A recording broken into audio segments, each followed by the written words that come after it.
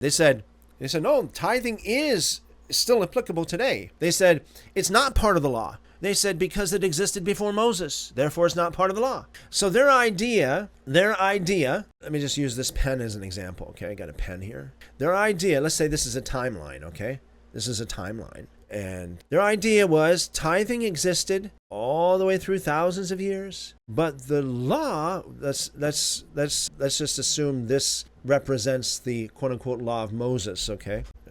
I don't agree. I think this is a complete lie, but I'm just explaining what they taught.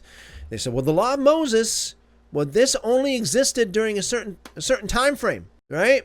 So when Adam came in, then you had all the other, all the way down to when Moses came, and then he instituted the law of Moses, and then at the end there's the cross of Christ, and then the rest is the last 2,000 years plus, And so their argument was that tithing existed before the law of Moses, therefore it's not part of the law of Moses. So when Jesus took the law of Moses away, nailed it to the cross, or whatever you want to call it, when the law of Moses expired, even though it says very explicitly it doesn't expire, tithing still exists. This was their argument. When I heard that argument, I'm thinking that doesn't go over very well, because animal sacrifices existed before Moses. The idea of clean and unclean animals existed before Moses. Righteousness and sin. Look at the book of Job. The book of Job is considered to be the oldest book of the Bible.